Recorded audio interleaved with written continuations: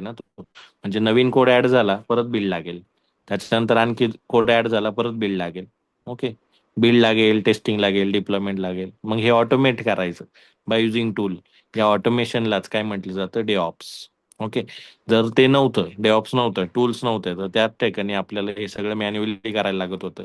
Manually खूप सारे challenges येत होते, operating system dependencies, installations, manual work hours, person dependency. Okay.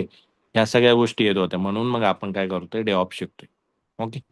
तर डेऑप शिकण्याआधी तुम्हाला मॅन्युअल गोष्ट एंड टू एंड समजायला हवी, कारण मी सुरुवातीला सांगितलं की who can be a good DevOps engineer. तर तिथं मी काय लिहिलेलं होतं की the person who is having end to end idea about SDLC cycle can be good DevOps engineer. Okay. तो डेऑप्स इंजिनियर चांगला होऊ शकतो, कारण त्याला एंड टू एंड समजतं. ओके. त्याच्यामुळे तुम्हाला थोडंसं डेव्हलपमेंटचं नॉलेज, थोडंसं बिल्डचं नॉलेज, थोडंसं ऑपरेटिंग सिस्टीमचं नॉलेज, थोडंसं नेटवर्किंगचं नॉलेज, या सगळ्या गोष्टी एकत्रित आल्या की आपण डेव्हऑप्स इंजिनियर बनवू शकतो. ओके. त्याच्यामुळे